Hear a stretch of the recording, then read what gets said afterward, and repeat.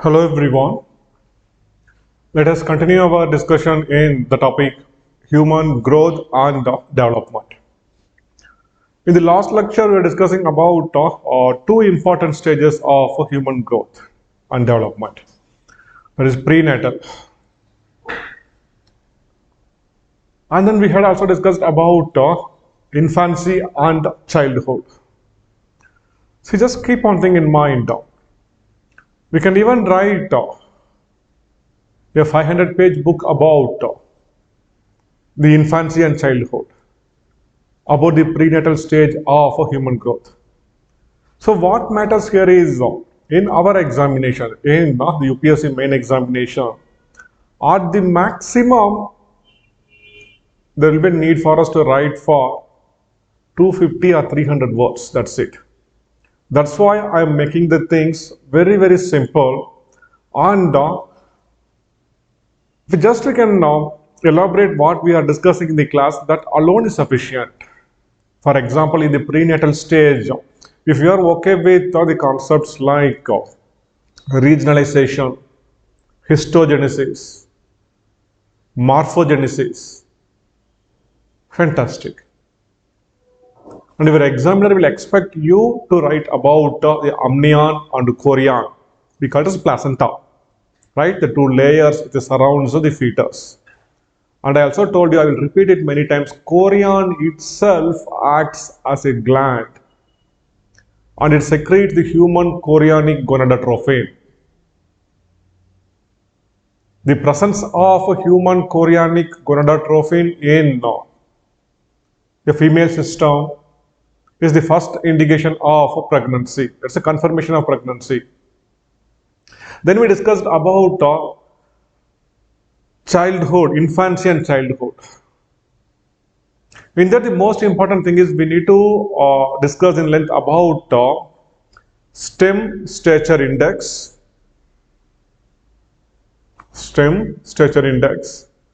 and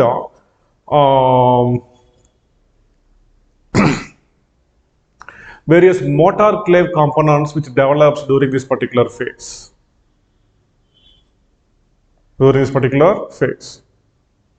Okay, so now let us continue our discussion. Today let us discuss the adolescence.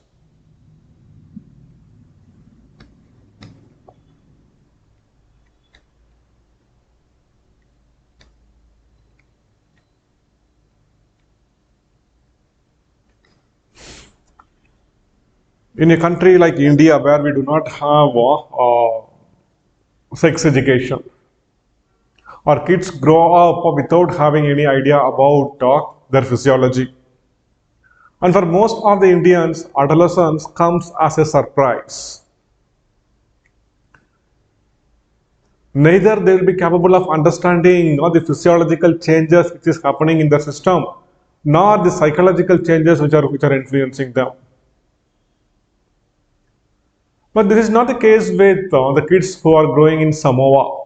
Kavita ma'am will discuss about the very famous work done by the great anthropologist Margaret Mead in the Samoa Island. And the kids who grow up in Samoa, a small island in the Pacific, they altogether grow in a different way. From their very childhood, right, they have good idea about how a kid is born, the biology, the physiology, and what are all the psychological changes which will affect us once when a person reaches the adolescent stage. So they are physiologically, mentally and psychologically, they are prepared to take the adolescent stage. But that is not the case in a country like India where adolescence comes as a surprise and depending upon the intensity of the hormone, how it is going to influence a person, it varies. And once when they are not prepared to take, it's a very big battle. Adolescence is not an ordinary thing. It's a very big battle which one need to prepare himself to fight against. But here we are not preparing our kids either mentally or psychologically to take up this challenge. So now let us discuss the adolescent stage. And adolescent stage. This starts from puberty.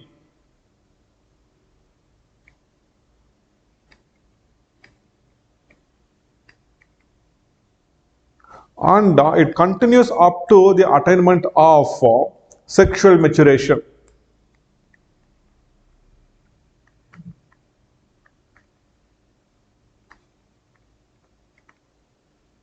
sexual maturity. So this stage, right, for girls, it starts around 12 years on an average, and for boys at 14 years. There's a small lag between the boys and the girls. Okay, so that's why though chronological age may be same for a boy and a girl, biological age for a girl will always be greater than the biological age of a boy. So at 16 years, a boy. At 16 years, a girl. Chronologically,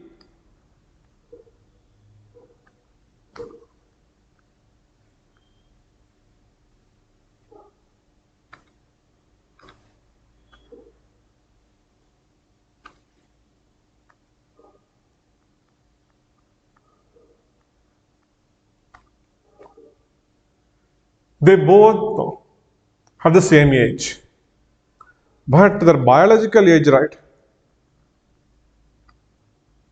The girl will be bit mature. She'll be 2 years more mature than a boy.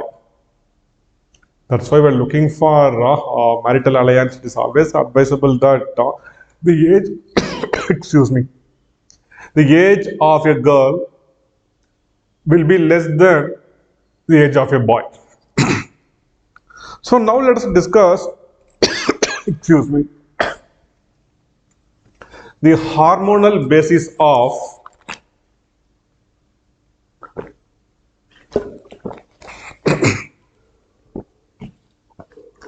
adolescence.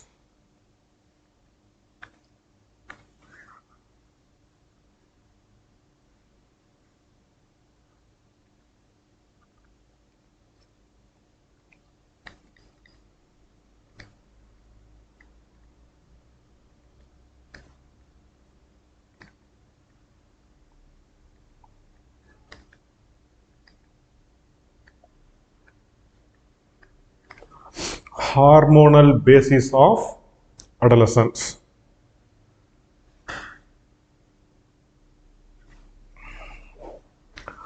I hope in science and technology you might have, so at least in your school days, right, you might have studied about hormones, pheromones, etc. So now let us, hormones, right, these are synthesized in our body, and this will be let into our system, into our blood for various metabolic purposes. On the other hand, pheromones are secreted by our body cells only, but that will be left into the environment for the communication. Now broadly let us discuss about the endocrine system alone before discussing this in length.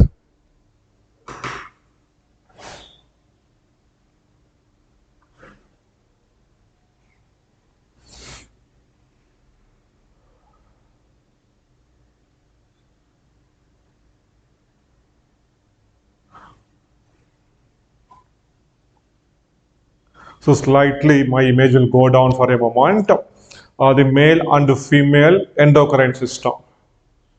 So there are two very important endocrine glands in the head region. One is the pituitary and another one is the hypothalamus. See, we have pituitary under the hypothalamus here. Pituitary under the hypothalamus. We know pituitary gland is the master gland because it is the pituitary gland which controls the secretion of all other glands. So pituitary gland we call it as a master gland. And this hypothalamus, right, which lies just above the hypothalamus, which lies just above the pituitary, it has some control over the pituitary gland. And below this, behind this, we have this pineal gland.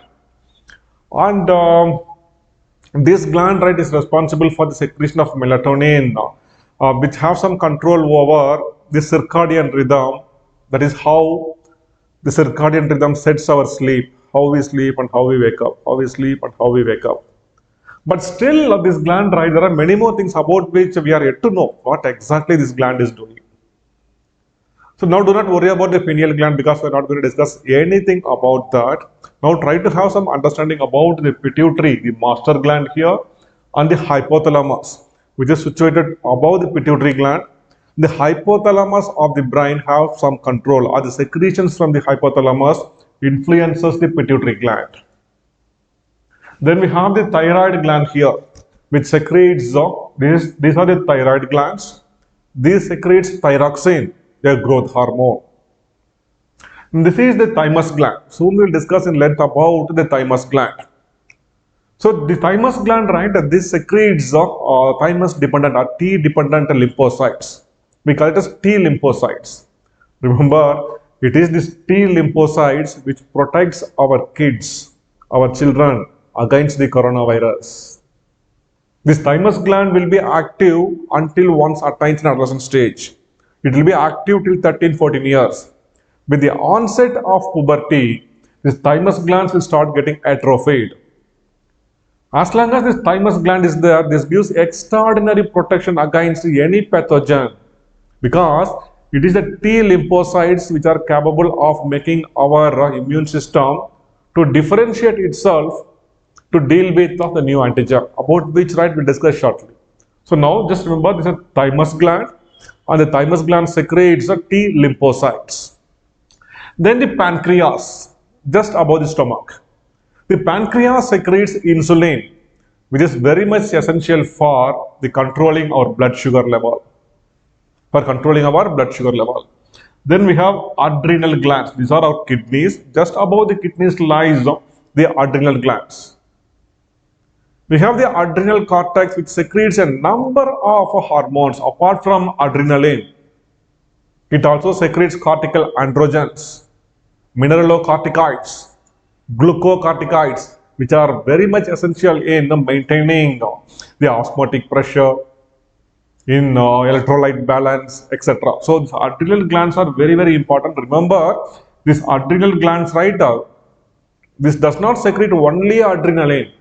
Apart from adrenaline, adrenal glands also secretes mineralocorticoids, glucocorticoids, adrenal androgens, etc. Even this is a source of androgen. Then the gonads. In the male side, the testicle secretes again androgen, testosterone. In the females, we have the ovary. Estrogen will be secreted here in the ovary. Along with that, in the uterus, I have mentioned the placenta here.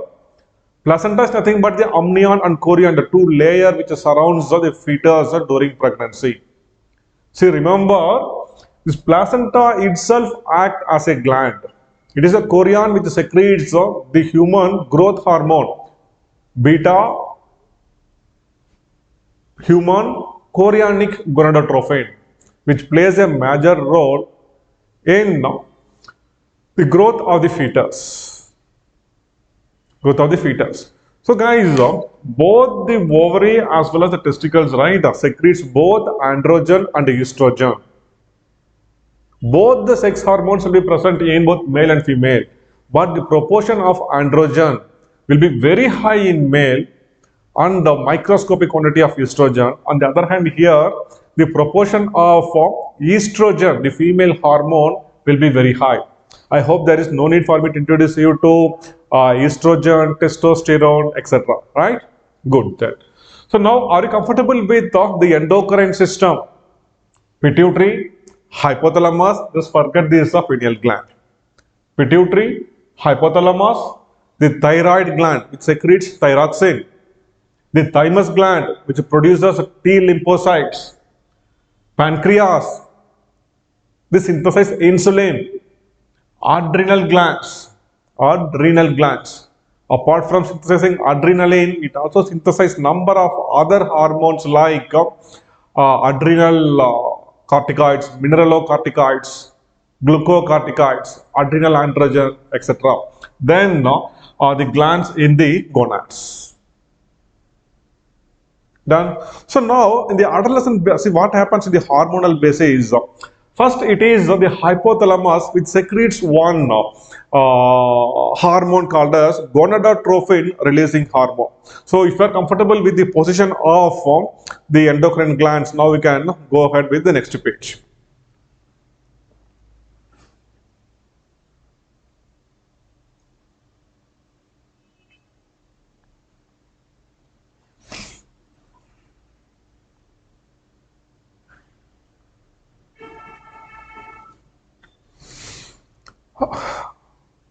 Hormonal basis of growth.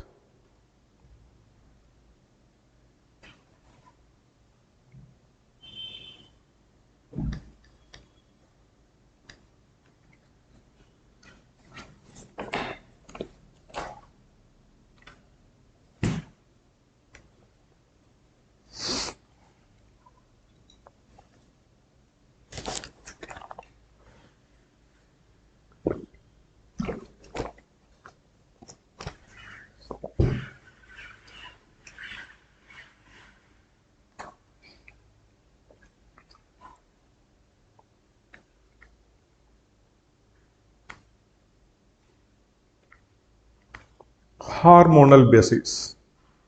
First, the hypothalamus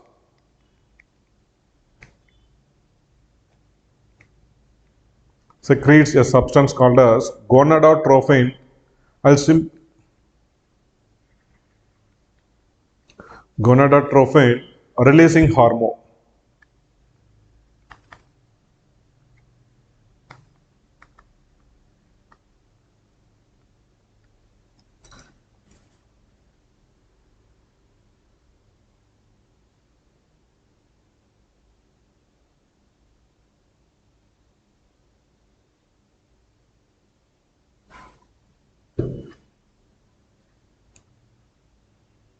Releasing hormone.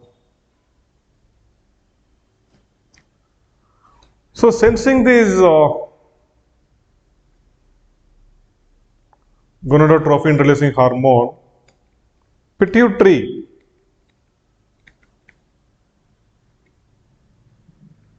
gland will synthesize FSH and LH, follicle stimulating hormone and luteinizing hormone. So, follicles, where we can find follicles? The follicles are present there in the ovary. It is inside the follicles ovulation happens. So, the follicle stimulating hormones plays a major role in development of the follicles in the ovary. Then, sensing these two hormones, gonads, both male and female gonads, right? This will secrete androgen and estrogen.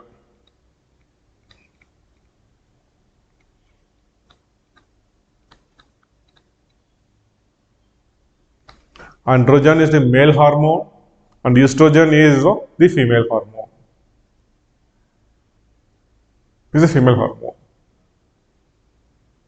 So with this, right, with this starts the onset of puberty. Okay. So there will be a number of these are the hormonal basics. The hypothalamus gives signals to the pituitary. Say it's time. This guy is growing up. Okay, just release that hormone now. He is biologically fit now. Let us now initiate the process of ovulation in the female and the spermatogenesis in the boys. So once when this hormone secretes, automatically sensing these hormones, ovulation will set in the females and spermatogenesis will start in the boys. So there are a number of bodily changes which happens during the adolescent, with the onset of adolescent period. So there will be an increase in height, weight, okay. Then a number of changes will also happen in the external genitalia.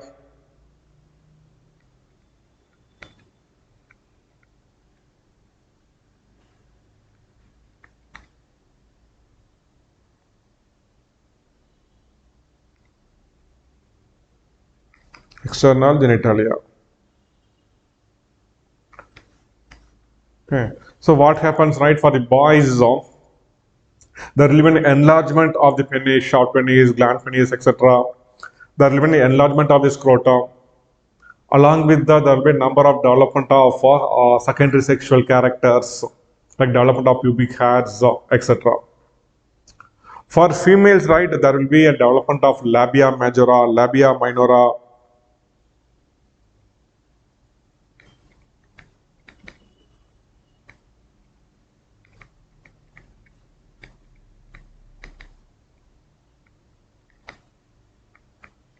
There will also be an enlargement of clitoris.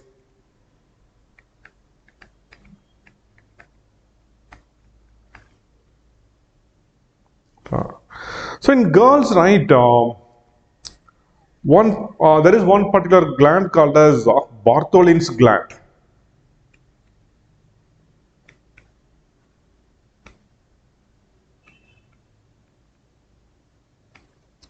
So this gland, right, is present on the either side of the vaginal opening.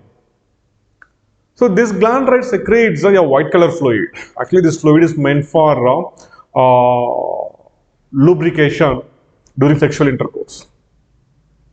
This Bartholin's gland, right, it secretes a white color fluid, and the secretion of the Bartholin's gland, right, is the first indication of the attainment of puberty among the girls.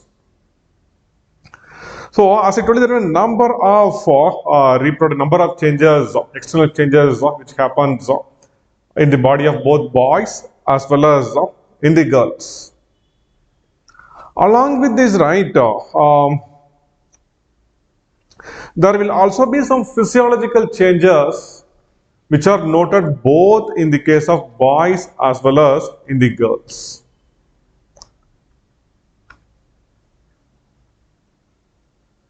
There are a number of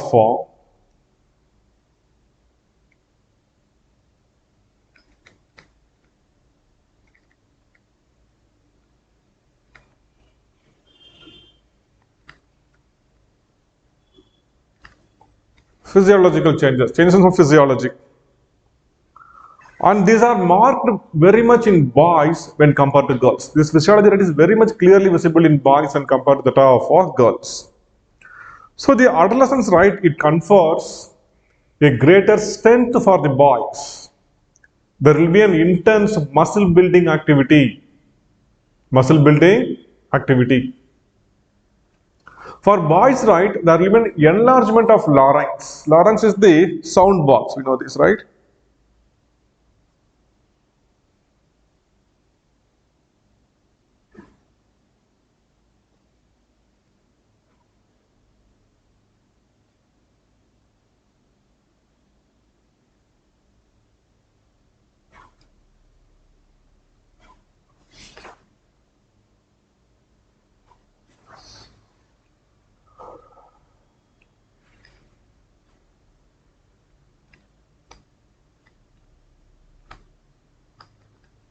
Here lies our larynx. So for boys alone, right, there will be an enlargement of this. As a result, after the attainment of puberty, voice of the boys will change. But for girls, it will not change. For girls, there will be no change in the voice. But for boys alone, right, there will be change in the voice because of the enlargement of the larynx. And even for boys, there will be a huge change of muscles in the facial region. And even that is not prominent among the girls. So now, boys, right, generally they'll have a large heart and large lungs when compared to that of girls. That means physiologically now boys are designed to do lot of hard work. But girls, they can continue to do what they were doing. And say even the alveolar CO2 tension.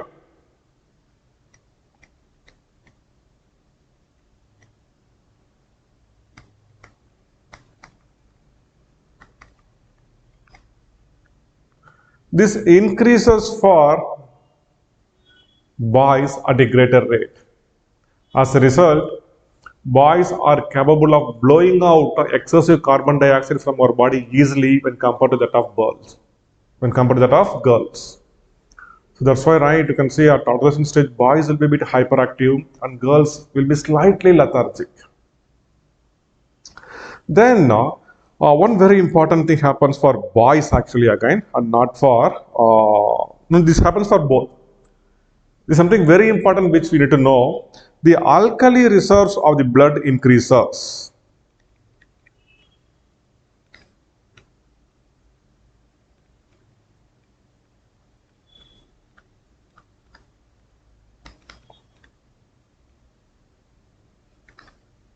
What is this alkali reserves? These alkali reserves, right, these are nothing but these are some salts like bicarbonate.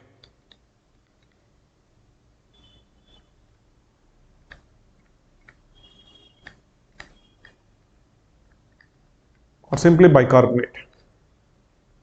So what they are going to do, so the very important activity is neutralizing the fixed acids.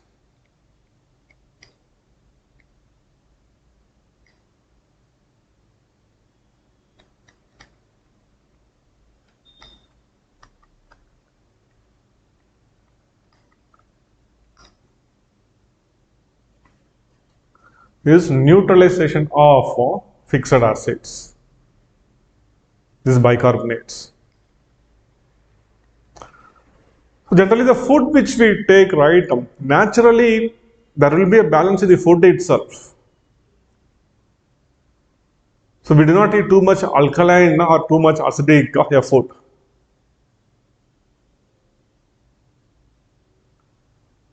Dry fish, you may be knowing, right? In coastal areas, people will be familiar with this food, dry fish. So what there are few fishes after their catch, the fishermen used to dry them over the sand. It's a dried fish, right? That is one famous dish in the coastal area, but it will be very salty. This is very salty. But there are some food, right, which are acidic. Milk is acidic, buttermilk is acidic, curd is acidic. So if you drink this, right, milk is one very important thing. Milk contains lactic acid.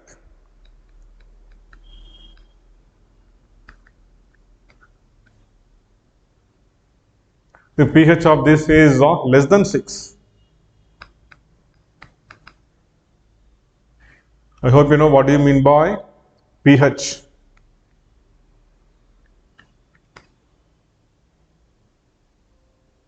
So pH in any substance, right, this relates to the negative logarithm of hydrogen ion concentration.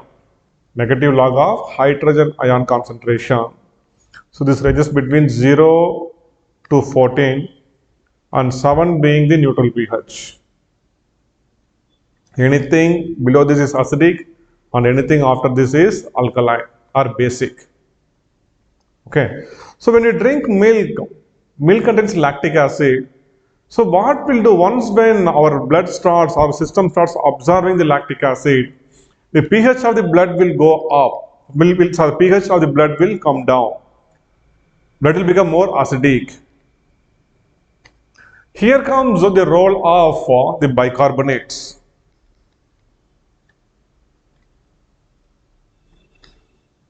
These bicarbonates are the alkali reserves.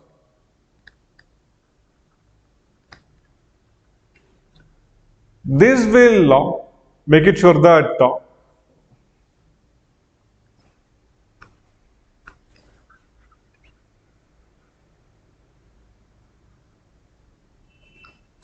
if 0, 7, 14. If the pH of the blood goes down, the alkali reserve will make it sure it will bring it back to normal. Bring it back to normal. So now what happens during the adolescent stage? There will be an increase in alkali reserve. As a result, now A person can drink lot of milk, and this will not lead to a change in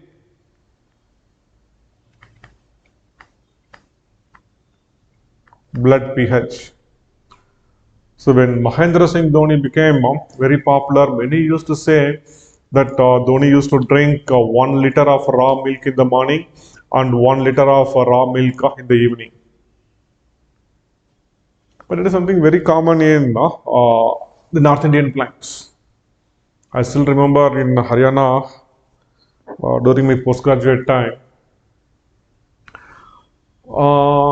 boys there, right, they have a lot of passion for gym. They do lot of workout. And by 6 o'clock, right, you can see the milk vendors coming to the hostel. They just buy a liter of milk, cut it open, and they just drink it. Now nothing will happen to them. So body is capable of absorbing large quantity of lactic acid. Without that will not create any change in the blood pH because now there is an increase in alkali reserve. There is an increase in bicarbonates. As a result, even if you drink excessive milk during heavy muscular exercise, there will be no drastic change in the pH of the blood. On the other hand, for kids before the adolescent stage, right, if you give them milk, only to a particular limit, right, they can drink milk. Beyond a particular limit, if you feed the kids with the milk, they'll start vomiting it. Liver will immediately start acting that no, blood pH is increasing, we cannot neutralize this excessive acid now, and kids will start vomiting. But after the adolescence, there is one very important physiological change. The alkali reserves in the blood increases as a result. Now, the blood can absorb large quantity of lactic acid without making any drastic change in the pH of the blood.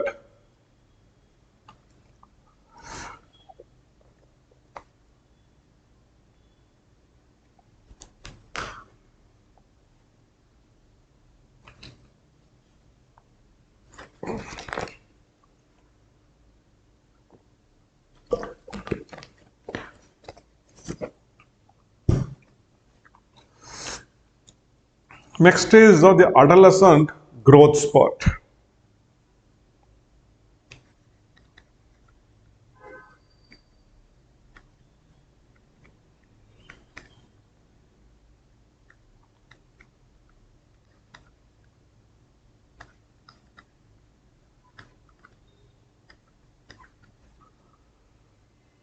Immediately after the attainment of adolescence, or the attainment of puberty, there will be an increase in the velocity of growth.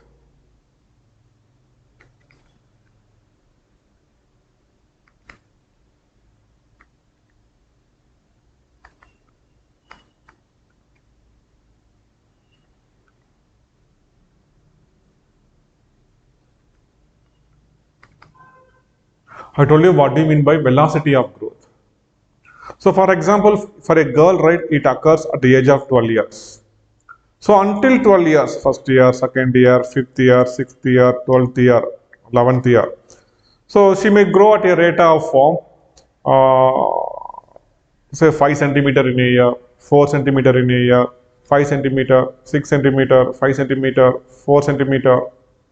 And suddenly, right, at 12th year, when she attains the adolescent stage, her growth velocity, right, it may become 12.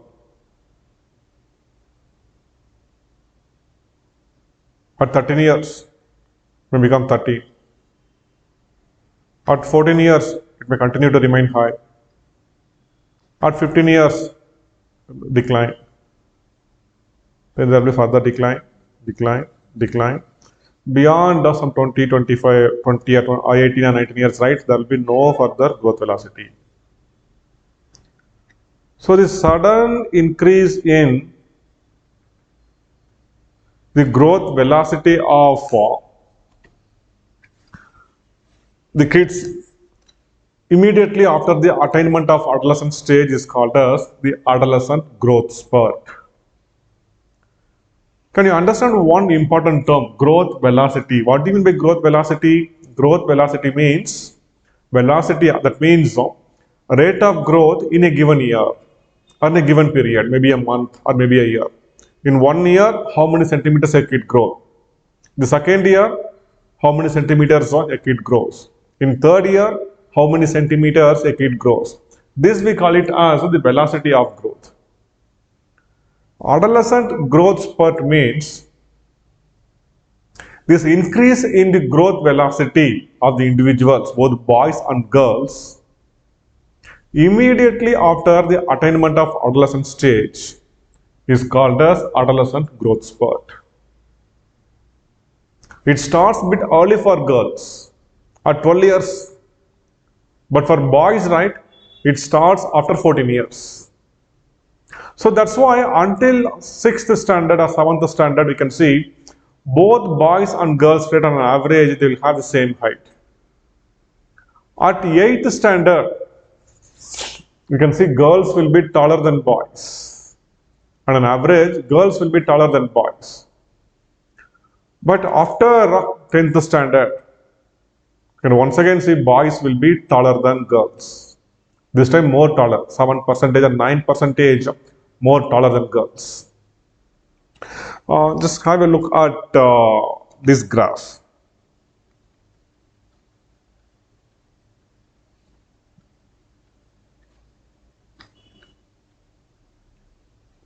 So this is one simple graph which shows the adolescent growth spurt. So until 11 years, you can see for girls, red is for girls and blue is for boys. So until 11 years, right, this is the growth velocity around 5 to 6 centimeters per year at an average. Every year they grow by around 5.5 centimeters. Suddenly, right, at 12 years with the onset of puberty, initially for girls, the growth velocity increases to close to around 9 centimeters per year. And it continues for some more time, after which it declines. For boys, right, it occurs at a later stage. But there is some difference for boys actually. So the adolescent growth spurt, right, it occurs with a greater vigor, with a greater intensity for the boys when compared to that of girls. And that was because of the presence of androgen. So because of the presence of androgen, right, the vigor at which it occurs is greater for boys. You can see that, right, for girls it is around 9 centimeters per year, but for boys it crosses 9 centimeters. So 1 centimeter extra growth will be there for boys when compared to that of the girls during the adolescent growth spurt. And sometimes it lasts longer for boys when compared to that of girls. So that's why after the adolescent growth spurt, boys will be 9% on average taller than that of girls. I have given few calculations, few exact numbers of how it happens. There is no need to remember all those things. It's not possible for us to remember all those things. Just simply you can write about adolescent growth spurt. So why boys become taller than girls after the adolescent growth spurt? That's a very important question. See, for boys it occurs at a later stage, but until this stage, right, there is a growth velocity. Boys continue to grow, but the spurt is yet to happen. And once when the spurt starts for boys, for girls already the decline might have started, and for boys, the adolescent growth spurt occurs at a greater vigor because of the presence of androgens. It is the androgen which confirms a greater strength for the boys. It is the androgen which is responsible for the building up of muscles in the boys. It is the androgen which is responsible for the changes in the muscles or facial muscles. As a result, there will be a change in the way in which face looks after the attainment of adolescent stage for boys, after the attainment of puberty for boys and not for girls. Also remember the larynx, right? It enlarges only for boys and not for girls. That's why the voice of the girls continue to remain so sweet even after the attainment of puberty. But for the voice will become bit rough and tough. You can see the change in the tone at which the boys speak. So are you comfortable with the adolescent stage? Adolescent stage. So what we are supposed to know here in your exam, for the exam point of view, is the few physiological changes which happens during the adolescent stage. The hormonal basis, changes in the external genitalia, and then the adolescent growth spurt. Done, right? If they ask you for 20 marks, will you be in a position to write for 200 words? I hope you will be. Okay. So remember, all those changes which happens during the adolescent stage is much stronger in boys when compared to that of girls. So the changes are found both there in boys and girls, but the changes are very prominent in boys when compared to that of girls.